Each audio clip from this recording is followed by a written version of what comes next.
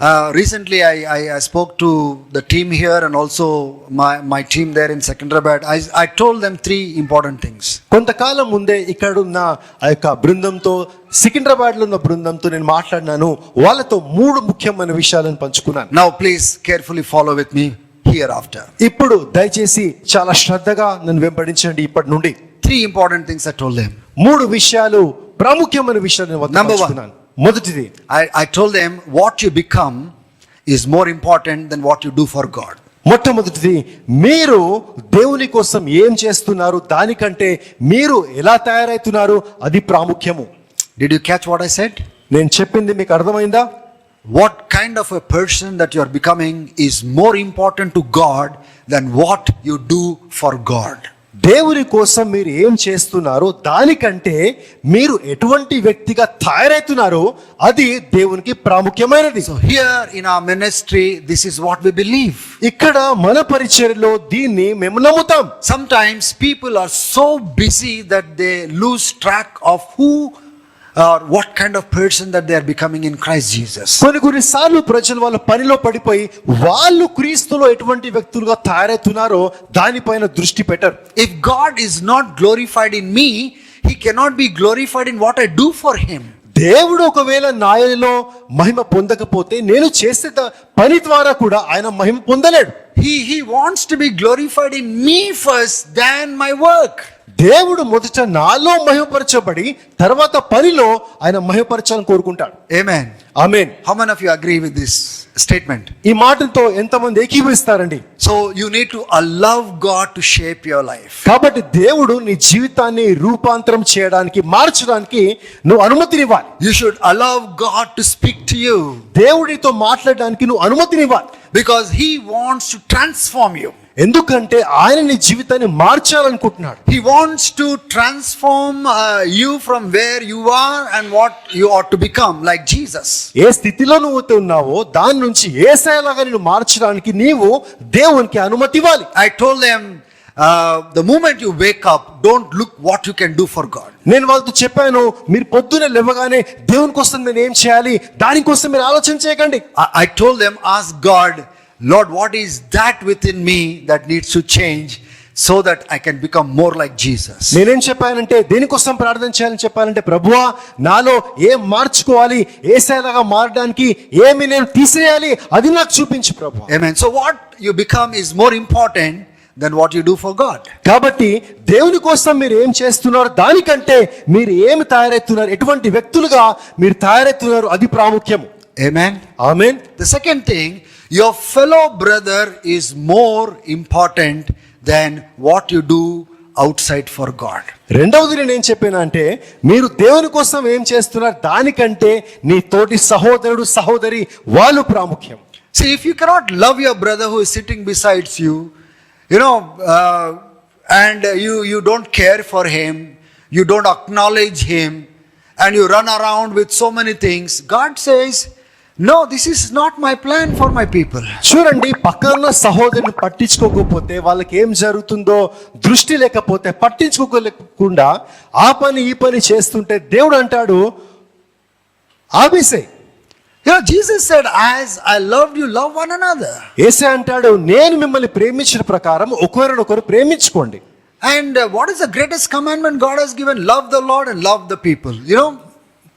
దేవుడు ఇచ్చిన గొప్ప ఆజ్ఞ ఏంటంటే దేవుని ప్రేమించాలి, ఒకరినొకరు ప్రేమించుకోవాలి. So if I stop loving my brother, my fellow brother, if I start neglecting my brother, if I'm not having good fellowship with my brother and running around to do things for God, I'm telling you, God will not accept that kind of work from us. నేను చెప్తా ఉన్నాను, తోటి సహోదరుని ప్రేమించకుండా తోటి సహోదరుని పట్టించుకోకుండా దేవుని కోసం అది చేయాలి ఇది చేయాలి మనము వెళ్తున్నట్లయితే దేవుడు దాన్ని ఇష్టపడడు.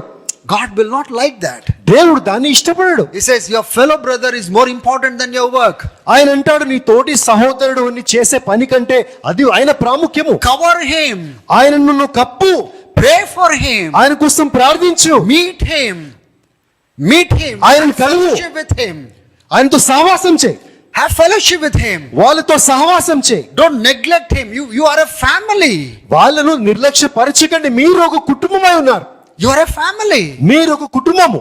you cannot say, no, I don't care for the family inside, but I will run outside and, try to win people inside. What is the point? Even if you win them inside, they will be alienated. They don't have fellowship among the people who don't spare time for them. ఇంట్లో ఉన్న వ్యక్తులను పట్టించుకోకుండా ప్రేమించకుండా బయటి వాళ్ళ కోసము పరిగెత్తి వాళ్ళ కోసం ప్రయాసపడితే ఒక సమయంలో వాళ్ళు వెళ్ళిపోతారు. Amen.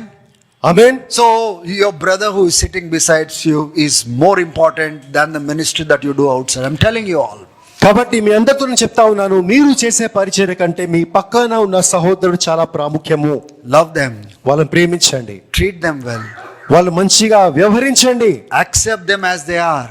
వాళ్ళు ఎలా ఉన్నారు అలానే వాళ్ళని అంగీకరించండి, Strengthen them. వాళ్ళను బలపరచండి. This is the plan of God for His people. దేవుని ప్రజల పట్ల దేవునికి ఉన్న ప్రణాళిక ఇది. That they would encourage one another and strengthen one another. ఒకరినొకరు బలము చేకూర్చుకోవాలని, ఒకరినొకరు ప్రోత్సహించుకోవాలని. Amen. Amen. The third thing I said, మూడో విషయం నేను చెప్పాను, your prayer life is more important than your ministry or whatever you do outside. మీరు చేసే పరిచర్య కన్నా, మీరు చేసే పనుల కన్నా మీ ప్రార్థన జీవితము ప్రాముఖ్యము. Your prayer life, your time with God is more important than the work you do outside. కాబట్టి మీరు బయట చేసే పని కంటే మీ సమయము దేవునితో, మీ ప్రార్థన జీవితము చాలా ప్రాముఖ్యం. Don't tell God you are not important, but this work is very important. Don't tell God like that. దేవునికి చెప్పకండి, దేవా నీకంటే ఈ పని నాకు ముఖ్యమని చెప్పకండి. So spend enough time with God. కాబట్టి దేవునితో మంచి సమయాన్ని గడపండి. And then do His will on earth.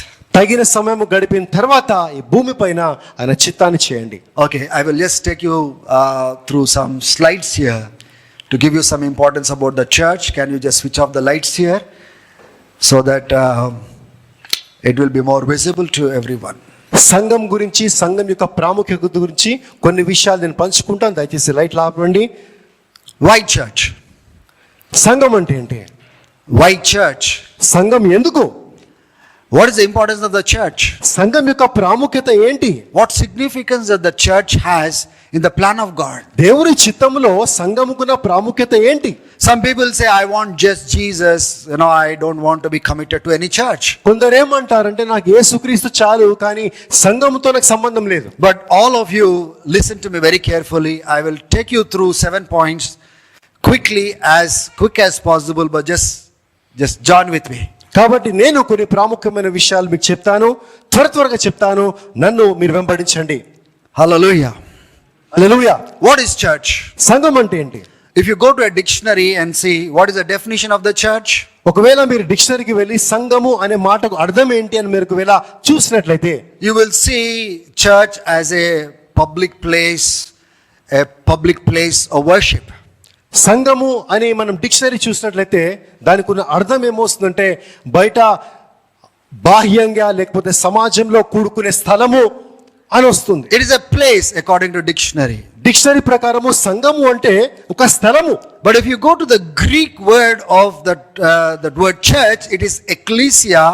It is not relating to the place or the building, but it is pertaining to the people of the living God. కానీ Greek భాషలో సంఘం యొక్క మాటకున్న అర్థాన్ని చూసినట్లయితే సంఘము అంటే అదొక స్థలం కాదు, వాళ్ళు ప్రజలు అని రాయబడింది. Church means people of God who are called out ones. సంఘము అంటే పిలువబడిన దేవుని బిడ్డలు. So the building is not important for us. Let me make it very clear to you all. నేను చాలా స్పష్టంగా చెప్తా ఉన్నానండి, హాల్ గాని బిల్డింగ్ ప్రాముఖ్యం కాదు. It is people who are bought by the blood of Jesus. They are very important to Jesus Christ. యేసు రక్తము చేత కొనబడిన వ్యక్తులు, వాళ్ళు యేసుకు ప్రాముఖ్యం. You might have heard from the scriptures wherein Jesus said, I'm coming back for the church. మీరు వాక్యంలో చూస్తున్నారేమో, నేను సంఘం కోసం తిరిగి వస్తున్నానని యేసయ్య మాట్లాడినాడు. In Telugu translation it is very nice actually. In Hindi also it is Kalishya.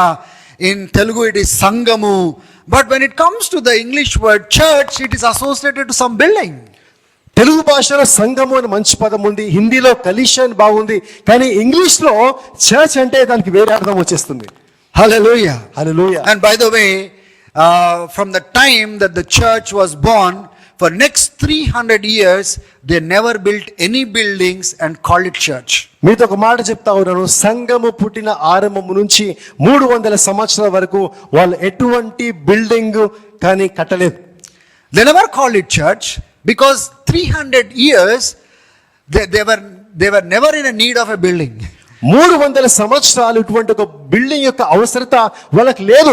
వాళ్ళే సంఘం అని పిలువబడినారు. Because it was the people that was the focal point of God, and it was the people with which they fellowship with one another.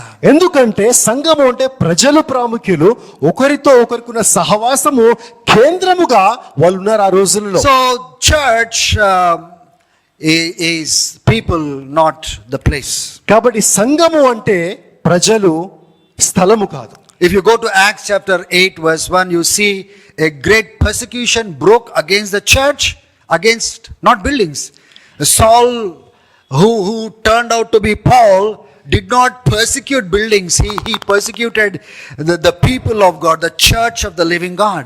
అపోస్తలుల కార్యము 8వ అధ్యాయం 1వ వచనం మీరు చూసినట్లయితే సౌలు సంఘాన్ని హింసించినాడు అని రాయబడింది. దాని అర్థము సౌలు ఇటువంటి కట్టడాలు బిల్డింగ్ ని హింసించలేదు, కానీ దేవుని బిడ్డలను హింసించినాడు. Verse 3, we can clearly see that he went house to house, because the church was meeting inside their living rooms, house to house. He went and dragged the church outside and he persecuted them. 3వ వచనంలో చాలా స్పష్టంగా రాయబడింది, పౌలు ఇంటికి వెళ్ళి ఆ యొక్క ఇంట్లో జరుగుతున్న ప్రార్థనలో ఉన్న క్రైస్తవులను బయటికి ఈడ్చుకొట్టి వాళ్ళను హింసించినాడని. Hallelujah. Hallelujah. Even in Antioch, Acts chapter 11, we can see that when Barnabas could not find Paul, that Saul who turned to be Paul, he went and he searched for him and he brought him to Antioch church so that Paul could minister to the people, the church of Antioch. అపోస్తలుల కార్యం 11వ అధ్యాయంలో కూడా Barnabas సౌలు పౌలుగా మార్చబడినాడు కదా, ఆయనను మళ్ళా ఆంతియోకు తీసుకొచ్చి సంఘముతో అంటే ప్రజలతో మాట్లాడడానికి ఆయన తీసుకొని వచ్చి ఉన్నాడు. When Peter was put into prison, the church was earnestly praying for him. The buildings were not doing that. It was the people of God. They were seeking the face of the Lord, and God miraculously brought Peter out of that imprisonment. పేతురు చెరసాల్లో వేయబడినప్పుడు సంఘము ప్రజలు ఎంతగానో ప్రార్థించినారు, అంతేగాని ఈ బిల్డింగ్లవన్నీ కూడా వాళ్ళ కోసం ప్రార్థన చేయలేదు. So in Romans chapter 16 verse 5, we can clearly see that Paul is writing to the church that was meeting in the homes. రోమా పత్రిక 16:5లో ఇంటిలలో కూడుకుంటున్న ఆ సంఘానికి పత్రికలు పౌలు భక్తుడు రాసినాడు. So the most important aspect is not the external structures. It's a great blessing to have external structures, but Jesus paid the price for the people. ప్రాముఖ్యమైన విషయము పెద్ద పెద్ద కట్టడాలు భవనాలు కలిగి ఉండడం కాదు కదండి, ప్రజల కోసం యేసయ్య తన రక్తం కార్చినారు, ఆ ప్రజలు ప్రాముఖ్యమైన. He bled for the people, ప్రజల కోసం ఆయన వెల చెల్లించినాడు, and he is coming back for the people. ఆ ప్రజల కోసం యేసయ్య తిరిగి వస్తున్నాడు. The reason why he incarnated in human flesh, it is just to redeem the people from every curse and every sin and every bondage. యేసయ్య మానవ రూపంలో రావడానికి ప్రాముఖ్యమైన కారణము ఆయన ప్రజల్ని పాపం నుంచి విడిపించాలని, శాపం నుంచి విడిపించాలని. So why church? కాబట్టి సంఘం ఎందుకు? Why church? ఎందుకు సంఘము? What is the importance of the church? సంఘం యొక్క ప్రాముఖ్యత ఏంటి? Number 1, మొదటిది, church is God's idea. సంఘము దేవుని ఆలోచన. Every minister of God, every servant of God must understand this. This is not their idea, it is God's idea. ప్రతి పరిచారకుడు, ప్రతి సేవకుడు అర్థం చేసుకోవాల్సిన విషయము, సంఘము వారి ఆలోచన కాదు, సంఘము దేవుని ఆలోచన. The church of the living God is not man's idea, it is God's idea. జీవము గల దేవుని సంఘము అది మానవుని ఆలోచన కాదు, అది దేవుని ఆలోచన ఉంది. Matthew 16 verse 18, when Jesus was talking to Peter, he said, on this rock. What he meant was the confession that Peter was making, that Jesus is the Messiah, Jesus is the King, Jesus is the soon coming Messiah.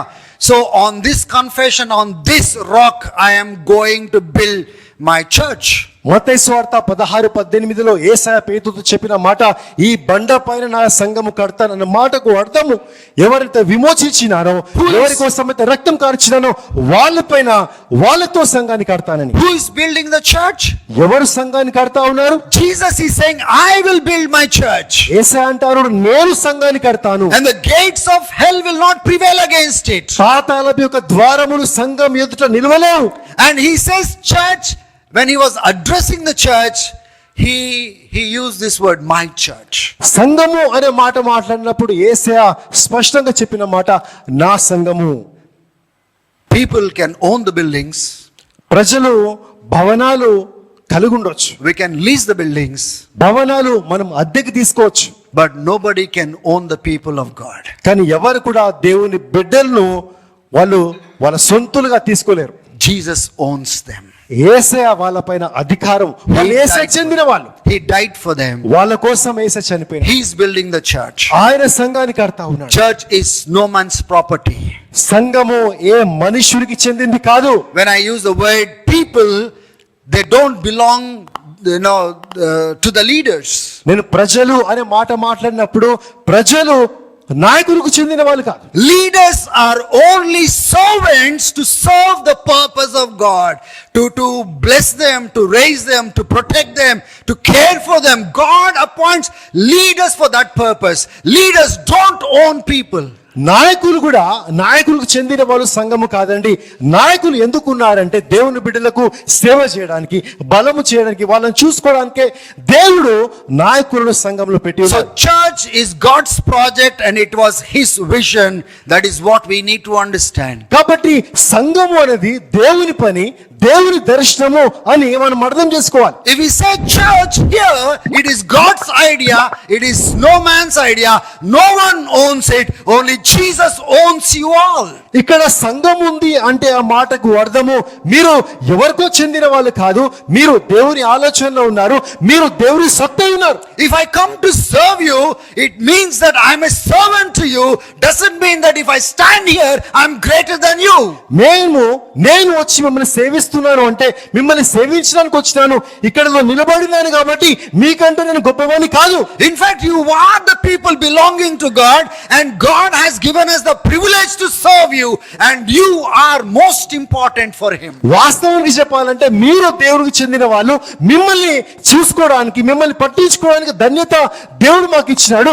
మీరు ఇంకా దేవుని దృష్టిలో ప్రాముఖ్యమైన బిడ్డలు. And second thing, church is not a program to attend. Church is a family of God. రెండవదిగా సంఘం అంటే ఏదో కార్యక్రమం కాదండి, సంఘము అంటే దేవుని కుటుంబము. Today, when we talk about the church, they only are active on Sundays. ఈ రోజు చూసినట్లయితే సంఘము అంటే కేవలము ఆదివారమే వాళ్ళు కనిపిస్తా ఉంటారు. And the 2 or 3 hour program that they have, that is what is church for them. ఈ రోజున సంఘం అంటే ఆదివారము జరిగే 2-3 గంటల కార్యక్రమం అని కొందరు అనుకుంటా ఉంటారు. We don't go to church because church is not a place. మనము సంఘానికి వెళ్ళము ఎందుకంటే సంఘం అనేది ఒక స్థలం కాదు. We gather as a church. మనము సంఘంగా కూడుకుంటాం. We are the church. మనము సంఘమై ఉన్నాం. We are the people of God. మనము దేవుని బిడ్డలమై ఉన్నాం. So we don't start and we don't stop. Throughout the week we still are connected to one another. మనము వారమంతా కూడా ఒకరితో ఒకరు జతపరచబడి మనమందరం కూడా కలిసే ఉంటాం. It is not about just Sunday and just I'm done with the church. కేవలం ఆదివారము ఆరాధనకు వెళ్ళగానే సంఘం అయిపోయింది కాదండి. Church is not a program to attend, it is a family of God. ఏదో వెళ్ళు వచ్చే సంఘము కార్యక్రమం కాదు, సంఘము అంటే దేవుని కుటుంబము.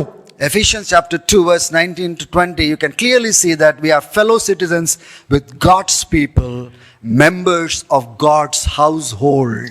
ఎఫెసీయులకు రాసిన పత్రిక 2వ అధ్యాయము 19-20లో మనము స్పష్టంగా చూస్తా ఉన్నాము, మనము దేవుని బిడ్డలమై ఉన్నాము, దేవుని ఇంటిలో సభ్యులుగా మనం ఉన్నాం. We are God's household.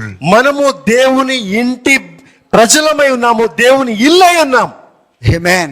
Amen. We are the family of God. మనము దేవుని కుటుంబమై ఉన్నాం. And we have to love one another.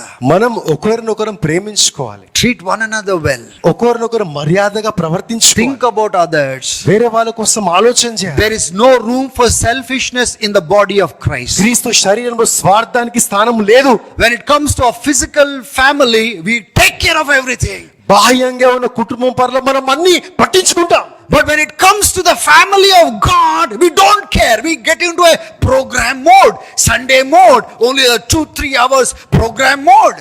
మనము మన వ్యక్తిగత కుటుంబాలను పట్టించుకుంటాం, కానీ దేవుని ఇంటికి వచ్చేసరికి మనం పట్టించుకోము. సంఘము అంటే ఆదివారం కూడుకోవాలా, గంట కోసం కూడుకోవాలా, 2 గంటలు కూడుకునే కార్యక్రమమే మనం అనుకుంటా ఉంటాం. As I told you, my brother is more important than any other work. నేను మీకు చెప్పాను కదా, నా తోటి సహోదరుడు అన్నిటికంటే ప్రాముఖ్యము. My fellow sister is very important than my works outside. నేను బయట చేసే పనుల కంటే నా తోటి సహోదరి చాలా ప్రాముఖ్యము. When I come inside the church fellowship or whenever we gather as a church, we have to leave other things, that seems important to us and give importance to our brothers and sisters, because church constitutes a family and family cannot exist without love and affection and relationship. దేవుని సన్నిధికి, సంఘంలోనికి, సంఘ సహవాసంలోనికి మనకు వచ్చినప్పుడు మనకు ప్రాముఖ్యం ఏవైతే ఉన్నాయో పక్కన పెట్టేసి తోటి సహోదరుని ప్రాముఖ్యంగా ఎంచుకోవాలి. ఎందుకంటే అది చాలా ప్రాముఖ్యమైనది.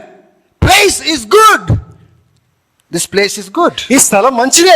We are so glad to Brother Satya ఈ యొక్క స్థలం ఇచ్చినందుకు సహోదరి సత్యాన్ని బట్టి వందనాలు. and also Sister Sweta. శ్వేత సహోదరుని బట్టి కూడా స్తోత్రం. We are so glad that they have opened up for God's work to happen in this place. ఈ స్థలంలో దేవుని పని జరగడానికి వాళ్ళు ఇచ్చిన స్థలాన్ని బట్టి మేమెంతగానో సంతోషిస్తా ఉన్నాం. We thank the Lord. ప్రభుకి వందనాలు. And we have been seeking the face of the Lord for God's kingdom to come in this place. ఈ స్థలంలో దేవుని రాజ్యం రావడానికి మేము దేవుని ముఖాన్ని వెతుకుతా ఉన్నాం. And God used them as a channel, to arrive here. ఇక్కడ రావడానికి దేవుడు వాళ్ళని ఒక సాధనంగా వాడుకున్నాడు. We are so thankful. మేము ఎంతగానో సంతోషిస్తా ఉన్నాం. But more important than this place is you. కానీ sitting here. ఈ స్థలము కంటే ఎక్కువ ప్రాముఖ్యులు మీరు. It's you, people of God. మీరు దేవుని ప్రజలారా, Household of God. దేవుని ఇంటి వారులారా, The family of God. దేవుని కుటుంబ సభ్యులారా. Look at what Paul says to Timothy. చూడండి పౌలు తిమోతితో ఏమంటా ఉన్నాడు. He's saying that, okay, I hope to come to see you, because Timothy was ministering to the Ephesus church. He went on a mission, so he went on an assignment. Now he was on a work, so Paul had to write a personal letter to encourage him. Timothy ఎఫెసు సంఘంలో ఆయన పని చేస్తా ఉన్నాడు. దూర ప్రాంతంలో దేవుని పని కోసం పోయినాడు. ఆయనను ప్రోత్సహించడానికి పౌలు ఒక పత్రికను రాస్తా ఉన్నాడు. This is what he said. ఆయన ఏమంటున్నాడంటే, I hope to come to see you again. మళ్ళీ మిమ్మల్ని చూడడానికి నేను రావాలని నేను ఆశపడతా. But till I see you, I am writing these instructions to you, Timothy. కానీ వచ్చి నేను చూసేంత వరకు నీకు ఈ మాటలు నేను రాస్తా ఉన్నాను Timothy. If my coming delays, ఒకవేళ నా రాకడ ఆలస్యం అయితే, this is how the people of God ఈ రకంగా దేవుని ప్రజలు ought to conduct themselves in God's household. దేవుని ఇంటిలో ఈ రకంగా వాళ్ళు వ్యవహరించాలి. What is the word that he is using? ఇక్కడ వాడబడిన పదాలు ఏంటండి? God's household. దేవుని ఇంటి ప్రజలు. We need to know how to act right in the house of God. దేవుని ఇంటిలో ఎట్లా వ్యవహరించాలో, సరిగ్గా వ్యవహరించాలో మనకు తెలిసి ఉండాలి. How we ought to conduct ourselves in our relationship with others. వేరే వాళ్ళతో మన సంబంధం ఎలా కలిగి ఉన్నామో అది మనం చూసుకోవాలి. Then he goes on to say, which is church. God's household is the church. You can see there very clearly. ఈ మాటలు రాస్తూ ఆయన చెప్పినాడు, ఆ ప్రజలు దేవుని ప్రజలై ఉన్నారు, వాళ్ళు దేవుని ఇల్లై ఉన్నారు, వాళ్ళు దేవుని సంఘమై ఉన్నారని ఈ మాటల్లో మీరు స్పష్టంగా And చూడండి. you can clearly see the church does not belong to any pastor. ఇక్కడ స్పష్టంగా చూడండి, సంఘము ఏ కాపరికి చెందింది కాదు. The church does not belong to any apostle. సంఘము ఏ అపోస్తులకు చెందింది కాదు. Church does not belong to any prophet. సంఘము ఏ ప్రవక్త కూడా చెందింది కాదు. Church does not belong to any evangelist or a Bible teacher. సంఘము ఏ స్వార్థికునికి, బైబిల్ బోధకుడికి సంబంధించింది చెందింది కాదు. The church belongs to the living God, సంఘము జీవము గల దేవునికి చెందింది, which is the pillar and foundation of truth on earth. ఈ భూమి పైన సత్యముతో ఇవేయబడిన ఒక పునాది. Hallelujah. Hallelujah. Church belongs to God. సంఘము దేవునికి చెందింది. Church is a family of God. సంఘము దేవుని ఇల్లై ఉన్నది. Everyone who is born of God is born into the family of God. దేవుని యందు తిరిగి జన్మించిన వాళ్ళందరూ కూడా దేవుని కుటుంబంలో తిరిగి జన్మించిన వారే. You know, when you were born, మనము పుట్టినప్పుడు someone came and embraced you and welcomed into a home, and that is what we call it, family. మనము పుట్టినప్పుడు ఎవరో వచ్చి మనల్ని హత్తుకొని ఒక కుటుంబంలోనికి మనం తీసుకెళ్లారు. దాన్నే మనము కుటుంబము అని పిలుస్తా ఉన్నాం. Those people are none other than our mother and father. వాళ్ళు ఎవరో కాదు, మన తల్లి మన తండ్రి ఉన్నారు. They will say, welcome to this family. ఈ కుటుంబంలోనికి రా, నేను ఆహ్వానిస్తా So ఉన్నామని a చెప్పారు. person who is born of God is immediately born into the family of God. If somebody says, I need Jesus, but I don't need the family, I don't need relationship with people, I don't need church, they're lost people. దేవుని యందు పుట్టిన వాళ్ళు వెంటనే సంఘంలో వారు జన్మిస్తారు. ఎవరైతే నాకు యేసుక్రీస్తు చాలు, నాకు సంఘం వద్దు, దేవుని ఇంటితో నాకు పని లేదని చెప్తారో They're lost people. వాళ్ళు పోగొట్టుకున్న వాళ్ళు. They are the people who are lost in this world. ఈ లోకంలో వాళ్ళు కోల్పోయిన వారు. They lost the very plan of God. వాళ్ళు దేవుని ప్రణాళికని కోల్పోయినారు.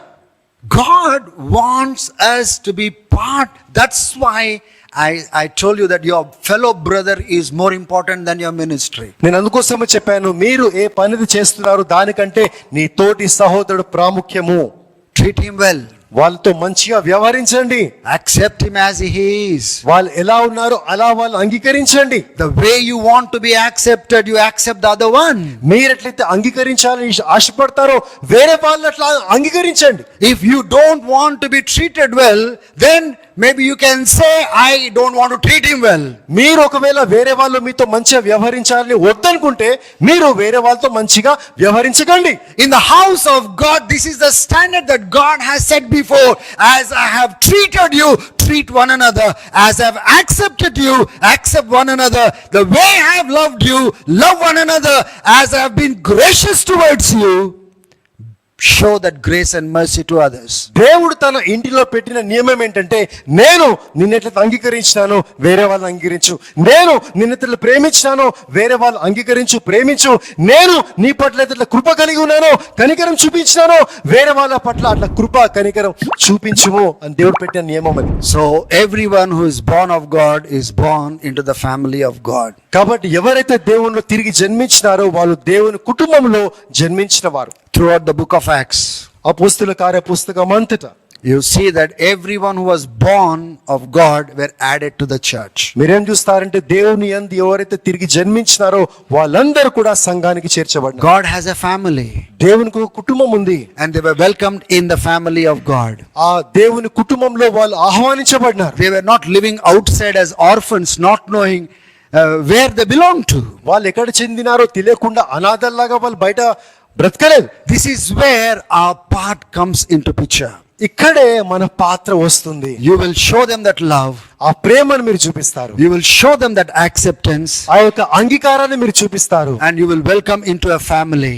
వాళ్ళని దేవుని కుటుంబంలోనికి మీరు ఆహ్వానిస్తారు. Remember, the people who come here are people who belong to Jesus, right? They believed in Jesus. Because they believe in Jesus, they go through lots of hardships. They will go through hatred. They will go through insults. They will go through persecutions. The only place that they can find love and acceptance is in the family of God, in the household of God. జ్ఞాపకం పెట్టుకోండి, ఇక్కడ వచ్చే ప్రజలు వాళ్ళు యేసుక్రీస్తు నమ్ముకున్న వాళ్ళు, యేసయ్యలో విశ్వాసం పెట్టినారు. వాళ్ళు యేసయ్య నమ్ముకున్న బట్టి వాళ్ళకి ఎన్నో శ్రమలు హింసలు అవమానాలు వచ్చినాయి. వాళ్ళు పొందుకునే ఆదరణ ఏదైనా స్థలం ఉందా అంటే సంఘమే. Hallelujah. Hallelujah. And what does Bible say in regard to his people? ఆయన ప్రజల పట్ల చెప్పబడిన మాట ఎంత ప్రశస్తమైనది. You know, the Lord says to his people, ప్రభు తన ప్రజలతో అంటాడు, I mean to say the leaders, this is what he says. నాయకులతో ఇట్లా అంటారు. He says, take care of my sheep. నా గొర్రెలను నువ్వు కాయి. They are my sheep. వాళ్ళు నా గొర్రెలు. They are my flock. వాళ్ళు నాకు చెందిన గొర్రెలు. I am keeping them under your care. వాళ్ళను నీ కాపులో నేను పెడతా ఉన్నాను. Be a good example to them. వాళ్ళకు మంచి ఉదాహరణగా ఉండు. Don't lead them in a wrong way. వాళ్ళను తప్పుడు మార్గం నడిపించకు. Don't be greedy for money. డబ్బు కోసం అత్యాశ కలిగి ఉండకు. But they are being entrusted to your care. They are mine. I'm giving it into your hands. వాళ్ళు నాకు చెందిన వాళ్ళు నీకు అప్పచెప్తా ఉన్నారు నమ్మకంతో. What do we learn there? అక్కడ మనం ఏం నేర్చుకుంటున్నాం? God does not just leave you just like that. He gives you shepherds who can lead you in the ways of God. ఇక్కడ మనం ఏం నేర్చుకుంటున్నాము? దేవుడు మిమ్మల్ని అనాథగా విడిచిపెట్టాడు. మిమ్మల్ని నడిపించడానికి, ఆయన మార్గాలు నడిపించడానికి కాపరికి ఆయన అప్పచెప్తాడు. And then he says, as Peter was writing to all the fellow elders and shepherds, when you are a good leader, leading people in the ways of God, those who are entrusted to you, when the chief shepherd appears, then the chief shepherd Jesus will reward you for the work that you have done. అక్కడ పేతురు రాస్తూ ఆయన ఏమని మాట్లాడతాడు అంటే, నాయకులకు కాపరులకు మాట్లాడుతూ ఏమని రాస్తారంటే, మీరు గొర్రెలను పట్టించుకున్న ప్రకారము మంచిగా పట్టించుకున్నప్పుడు ప్రధాన కాపరి ఆయన ప్రత్యక్షమైనప్పుడు ఆయన మీకు ప్రతిఫలం ఇస్తాడు. What is the pattern that we see here? ఇక్కడ ఏ పద్ధతిని మనం చూస్తా ఉన్నాం? A person who belongs to God is entrusted to somebody's care. ఏ వ్యక్తి అయితే దేవునికి చెందిన వ్యక్తిగా ఉంటారో వాళ్ళు వేరే కాపరులకు లేదా నాయకులకు అప్పగించబడినారు. So the sheep, the flock must know who their shepherd is. కాబట్టి ఆ గొర్రెలకు వాళ్ళ కాపరి ఎవరో తెలియాలి.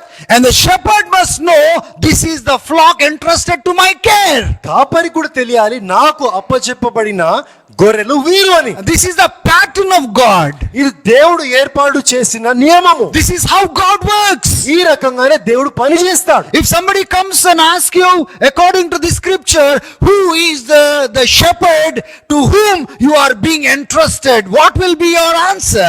ఎవరన్నా మీ దగ్గరికి వచ్చి ఈ వాక్యం ప్రకారము మీరు గొర్రె కదా, మీరు ఏ కాపరికి చెందినవారు అని మిమ్మల్ని అడిగితే మీరు ఏమని చెప్తారు? What is that name that you will bring out? వాళ్ళ కోసము అడిగినప్పుడు మీరేం చెప్తారు? What will you say? మీరేమంటారు? Will you get confused, not knowing what to answer? ఏం చెప్పాలో గలిబిలైపోతారా? No, church. కాదు సంగమా. God knows you and God entrusts you to somebody's care. సంగమా, మీరెవరో దేవునికి తెలుసు. మిమ్మల్ని ఒక కాపరికి అప్పచెప్తాడు. He cares for you. ఆయన మీ పట్ల చింత కలిగి ఉన్నాడు. He wants you to grow in his image. ఆయన ప్రతిరూపంలో మీరు ఎదగాలని దేవుడు ఆశపడతాడు. He wants you to grow in knowledge. జ్ఞానంలో మీరు ఎదగాలని దేవుడు కోరుకుంటా ఉన్నాడు. He wants you to grow in wisdom. జ్ఞానంలో ఎదగాలని దేవుడు కోరుకుంటున్నాడు. God wants to grow up in his plan and purposes. ఆయన ఉద్దేశంలో ప్రణాళిక మీరు ఎదగాలని దేవుడు కోరుకుంటా ఉన్నాడు. And become an instrument for his glory. ఆయన మహిమ కోసం ఒక సాధనంగా మారాలని And దేవుడు that cannot కోరుకుంటాడు. happen if you are not part of a church, if you are not entrusted to somebody's leadership. అది ఒక సంఘంలో ఉండకుండా, ఒక నాయకుడి క్రింద అప్పచెప్పకుండా ఉండకుండా మీరు అకస్మాత్తుగా car. Leaders are not there to dominate your life. Leaders are there to give you a good example as how to follow Jesus. నాయకులు మీ జీవితం పైన మీ పైన పై చేయి పెట్టుకోవడానికి వాళ్ళు లేరు. ఒక ఉదాహరణగా దేవుడు ఎలా నడవాలో అది చూపించడానికి నాయకులు ఉన్నారు. This is what it is written in Hebrews chapter 13 verse 7. Hebrew రాసిన పత్రికలో ఈ రకంగా రాబడి ఉంది. Watch the lives of your leaders carefully and imitate their faith. మీ యొక్క నాయకుల జీవితాన్ని చూడండి, జాగ్రత్తగా చూడండి, చూసి వాళ్ళ విశ్వాసాన్ని మీరు అనువాదించండి. Be careful to see their life and their pattern. వాళ్ళ జీవితాన్ని, వాళ్ళ జీవన శైలిని చూడడానికి జాగ్రత్తగా ఉండండి. And then imitate their faith. అప్పుడు వాళ్ళ విశ్వాసాన్ని మీరు అనుసంధించండి. And he comes down in verse 17, he says, 17వ వచనంలో ఆయన అంటాడు, listen to them, listen to your leaders. వాళ్ళకు వినండి, వాళ్ళ మాట, మీ నాయకుల యొక్క మాట మీరు వినండి. Obey what they say to you. వాళ్ళు చెప్తున్న మాటకు విధేయత చూపించండి. Because they have to give an account to him. ఎందుకంటే మీ పైన వాళ్ళు దేవునికి వాళ్ళు జవాబు చెప్పాలి కాబట్టి. And let them not work with grief and pain. Let them work with joy. Listen to them. వాళ్ళు బాధతో నొప్పితో పని చేయొద్దు, వాళ్ళు సంతోషంతో పని చేయాలి కాబట్టి వాళ్ళ మాట మీరు వినండి. Why will they have to give an account to God? ఎందుకు వాళ్ళు దేవునికి జవాబు చెప్పాలి? Because they are entrusted to your care. ఎందుకంటే వాళ్ళు వాళ్ళ యొక్క అప్పగించబడ్డారు. They are entrusted to the care of the leader. ఎందుకంటే వాళ్ళ యొక్క నాయకులకు వాళ్ళు అప్పచెప్పబడినారు కాబట్టి. Hallelujah. Hallelujah. We try to understand God's plan and God's purposes in His words. We don't try to create our own world and try to work out things for the kingdom of God. దేవుని చిత్తం ఏంటి, దేవుని ప్రణాళిక ఏంటి, అది దేవుని ఆలోచన ప్రకారము దేవుని వాక్యంలో ఏమైందో మనం తెలుసుకోవడానికి మేము ప్రయత్నం చేస్తాం, కానీ మా సొంత ఆలోచనలు కాదు, సొంత తలపులు కాదు. Acts 20 verse 28. అపోస్తలుల కార్యము 20:28. And this is what Paul is writing to all the leaders who have come from Ephesus. And Paul knew that he is not going to return back as he was journeying towards Jerusalem, and he will die and he will not return back. And he wants to call all of the elders, and finally he wants to meet. And this was the discourse that he had on an island. పౌలు యెరూషలేంకి వెళ్తూ ఆయన తిరిగి రావడం తెలుసుకొని ఎఫెసీ ఆ యొక్క ప్రాంతంలో సంఘంలో ఉన్న నాయకులు అందరికీ Kaparlu, shepherds. కాపర్లకు సూచిస్తూ ఈ మాటలను రాసినాడు. He says, keep watch over yourselves. మిమ్మల్ని మీరు పరిశీలించుకోండి, జాగ్రత్తగా చూసుకోండి. And all the flock. మీకు అప్పగించబడిన అందరు గొర్రెలను. This is about God's people. ఇది దేవుని బిడ్డల కోసము. The Holy Spirit has made you overseers over them. పరిశుద్ధాత్మ దేవుడు మిమ్మల్ని వాళ్ళపైన నాయకులుగా చేసి ఉన్నాడు. Be shepherds of God's church, దేవుని సంఘానికి కాపరులుగా ఉండండి, which He brought with His own blood. ఆ సంఘాన్ని, ఆ బిడ్డలను దేవుడు తన రక్తంతో ఆయన కొనుక్కున్నాడు. The kingdom of God works this way. దేవుని రాజ్యము ఈ విధంగా పనిచేస్తుంది. He entrusts people to the care of the leaders. నాయకులకు ఆ యొక్క బిడ్డలను అప్పచెప్పబడతారు. And the leaders work hard to build them according to the desire and plan of God for each and every individual. వాళ్ళకు అప్పచెప్పబడిన వారి కోసము వాళ్ళు చక్కగా తయారు కావాలని, నిలబడాలని నాయకులు ప్రయాసపడతారు, కష్టపడతారు. Amen. Amen. Even Jesus said the same thing in John chapter 17 verse 6. యోహాను సువార్త 17:6లో కూడా యేసయ్య కూడా ఇవే మాటలు మాట్లాడారు. These were the words that He prayed to the Father. ఈ మాటలు ఆయన తండ్రికి ప్రార్థించారు. He said, I have revealed to those whom you have given me out of the world. You gave me, I protected them. You gave me, I led them. Not one was lost, I took care of them. You gave me, Father, and I took care of it. తండ్రి, ఈ లోకంలో ఎవరైతే నువ్వు వేరుపరిచి నాకు ఇచ్చినావో నేను పట్టించుకున్నానయ్యా. ఎవరైతే నాకు అప్పచెప్పినావో నేను వాళ్ళందరినీ చూసుకున్నాను, పట్టించుకున్నాను. ఒకరు కూడా నశించిపోలేదు తండ్రి. Every believer must answer this. To whom are you entrusted? Who is overseeing your life? Who is appointed over you to lead your life in the ways of God? You must answer this. ప్రతి విశ్వాసి జవాబు చెప్పాలి. మీరు ఎవరికి అప్పగించబడినారు? మీరు ఎవరి నాయకత్వంలో ఉన్నారు? ఎవరి యొక్క నాయకత్వంలో మీరు జీవనము కొనసాగిస్తున్నారని ప్రతి విశ్వాసి చెప్పాలి. There are 7 things that I wanted to share, but I will just end up with the 4th point, but just stay with me. 7 విషయాలు మీతో చెప్పాలనుకున్నాను, కానీ 4వ విషయం చెప్పి నేను ముగించేస్తాను. నన్ను వెంబడించండి. We are seeing the significance of the church, the importance of church. Why church? Why not without church? మనము సంఘం ఎందుకు, సంఘం యొక్క ప్రాముఖ్యత ఏంటి అనే విషయాన్ని చూస్తున్నాము. సంఘం ఎందుకు వద్దు? Do you understand the importance of church? సంఘం యొక్క ప్రాముఖ్యత మీకు అర్థమవుతుందండి? I mean to say all the slides and all the scriptures that I've shown you, not just this slide. అంటే ఈ వాక్యమే కాదండి, ఇప్పటికి ఎన్నో వాక్యాలు మీకు చూపించినాను. సంఘం ఏంటి, సంఘం యొక్క ప్రాముఖ్యత మీకు అర్థమవుతుందా? Hallelujah. Hallelujah. Now the 4th one. 4వ విషయం 1 Corinthians 12:28. 1 కొరింథీ 12:28. In the church, సంఘములో God appointed apostles, దేవుడు prophets, teachers, workers of miracles. దేవుడు Where did He appoint them?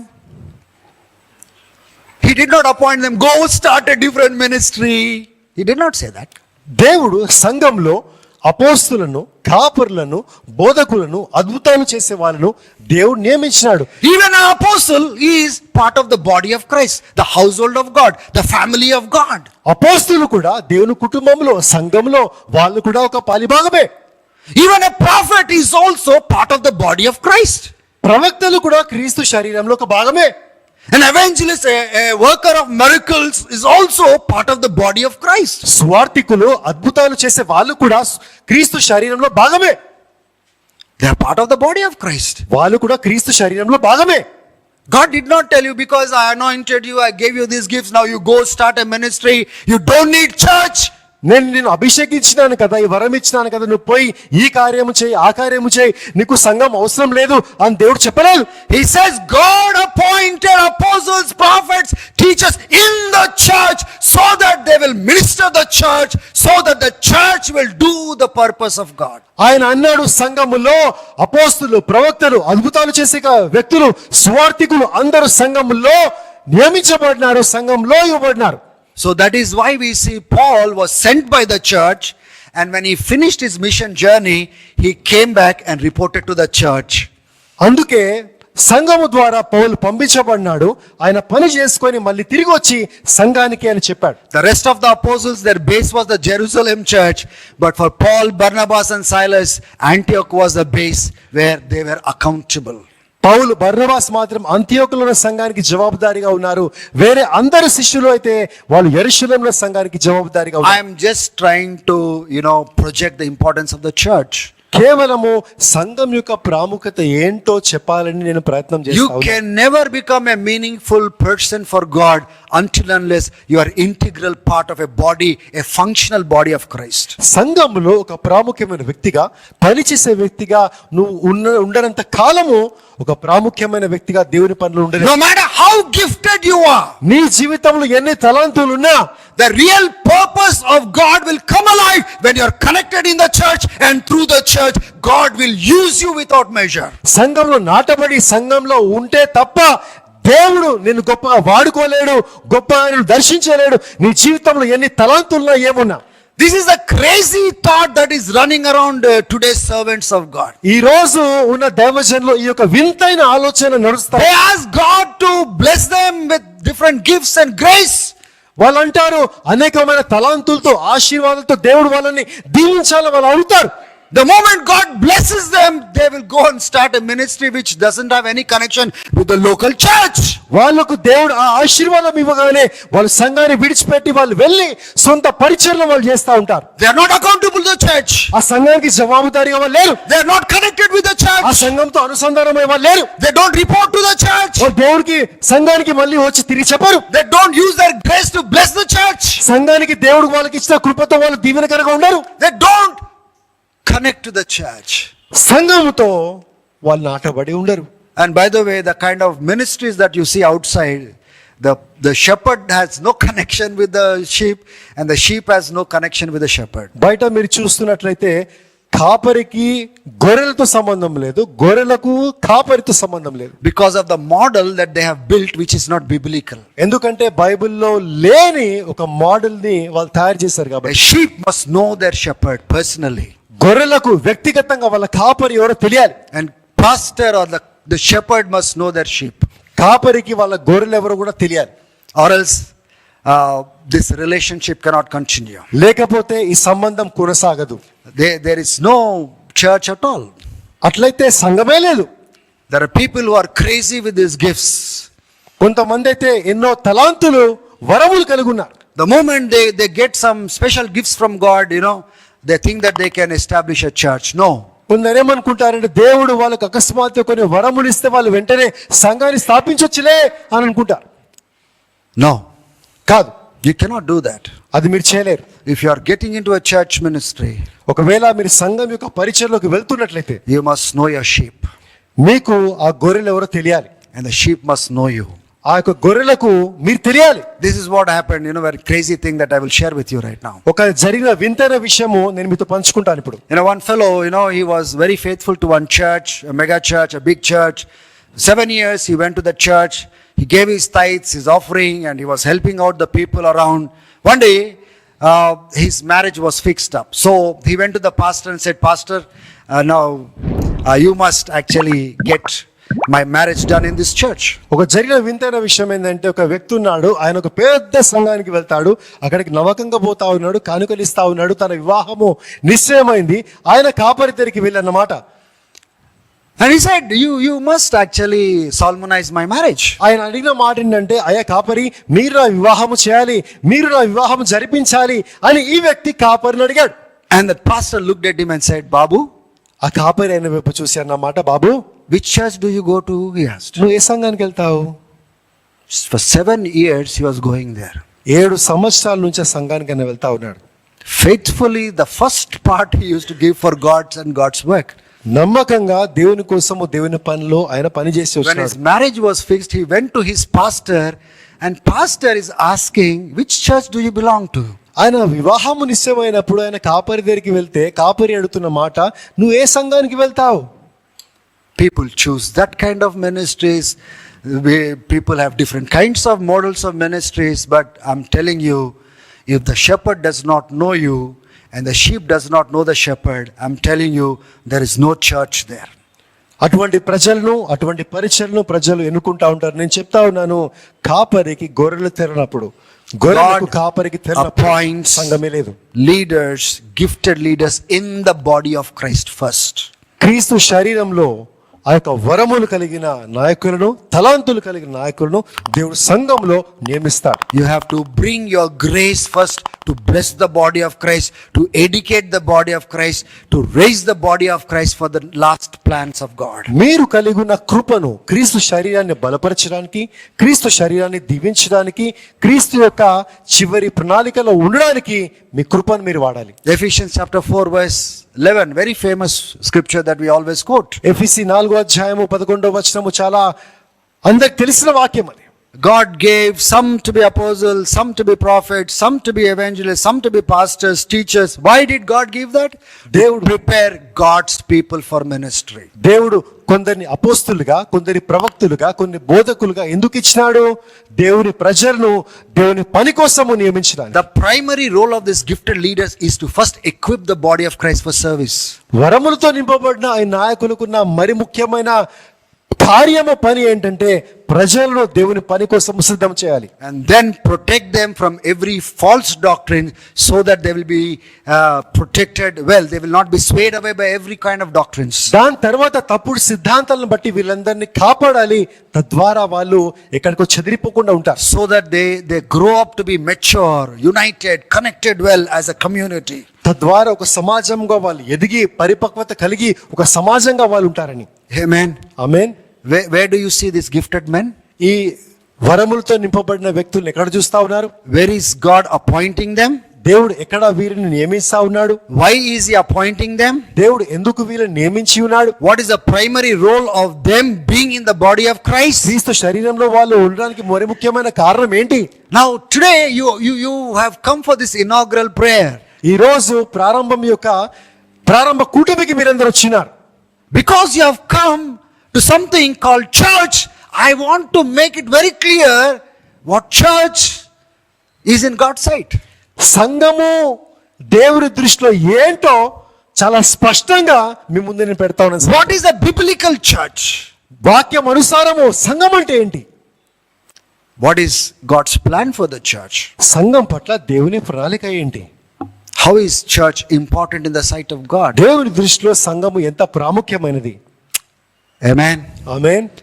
There are 3 more points, God willing, I will share later. ఇంకా 3 విషయాలు ఉన్నాయి. దేవుని చిత్తం అయితే నేను తర్వాత మీతో పంచుకుంటాను. God willing. దేవుని చిత్తం అయితే. But give importance to the community. కానీ సమాజానికి ఒకరి పట్ల ఒకరికి ప్రాముఖ్యతనివ్వండి. Because Jesus said, ఎందుకంటే యేసయ్య అన్న మాట, through his apostles, this is what we see in the scriptures. అపోస్తలుల ద్వారా వాక్యంలో మనం ఇలా చూస్తా ఉన్నాం. Church is the body of Christ and he is the head of the body of Christ. సంఘము క్రీస్తు శరీరమై ఉంది, క్రీస్తు ఆ శరీరానికి శిరస్సు అయి ఉన్నాడు. He is the head of the body, that is church. ఆ శరీరము, సంఘం అనే శరీరానికి క్రీస్తు శిరస్సు అయి ఉన్నాడు. And church is also called as the temple of God, where he is building up the temple for his dwelling place. సంఘము దేవుని ఆలయం కూడా పిలువబడింది. ఆయన ఆలయాన్ని కడతా ఉన్నాడు, నిర్మిస్తా ఉన్నాడు. He is making church as his dwelling place. It's not the building, it's about you people. ఆయన నివసించే ఒక స్థలముగా మీ గురించి మాట్లాడుతా ఉన్నాడు, ఒక కట్టడం గురించి కాదు. Amen. Amen. Hallelujah. Hallelujah. So, what is church? కాబట్టి సంఘం అంటే ఏంటి? It's a people of God. దేవుని ప్రజలు. Church is God's idea, it's not man's idea. సంఘము దేవుని ఆలోచన ఉంది, మానవుని ఆలోచన కాదు. Everyone who is born of God is born into the family of God. ఎవరెవరైతే దేవుని ద్వారా జన్మించారో వాళ్ళు దేవుని కుటుంబంలో జన్మించిన వారు. Every soul who is connected with God is entrusted to somebody's care. ఏ వ్యక్తి అయితే జన్మించినారో వాళ్ళు ఒకరికి అప్పచెప్పబడిన వారు. And every leader has a work to do for the body of Christ. క్రీస్తు శరీరం కోసము, క్రీస్తు శరీరం పట్ల చేయవలసిన పని ప్రతి నాయకునికి ఉంది. Because God appointed them in the church first. ఎందుకంటే దేవుడు వాళ్ళను సంఘంలో మొదట స్థాపించాడు. Because they are also part of the body of Christ. ఎందుకంటే క్రీస్తు శరీరంలో వాళ్ళు కూడా పాలి భాగస్థులై ఉన్నారు కాబట్టి. God bless you this evening. ఈ సాయంకాలం దేవుడు మిమ్మల్ని దీవించును గాక. You must know where you belong to. మీరు ఎక్కడ చెందిన వారో మీకు ఖచ్చితంగా తెలియాలి. You must know, and that should come from God himself. అది దేవుడే మీకు బయలుపరచాలి, మీకు తెలియాలి. As you pray and seek the face of the Lord, మీరు ప్రభు ముఖం చూస్తూ ప్రార్థిస్తున్న సమయంలో you are not here by an accident. మీరు ఏదో అకస్మాత్తుగా రాలేదు. I told you there were so many visions God has shown before I could see your faces. నేను మీకు ముందే చెప్పాను, మీ ముఖాలను చూసే ముందే ఏనో దర్శనాలు దేవుడు నాకు చూపించి ఉన్నాడు. You know, you are in the plan of God. మీరు దేవుని ప్రణాళికలో ఉన్నారు. And you must understand why you are here this evening. ఈ సాయంకాలం మీరు ఇక్కడ ఎందుకున్నారో మీరు అర్థం చేసుకోవాలి. Amen. Amen. So God bless you. కాబట్టి దేవుడు మిమ్మల్ని దీవించును గాక.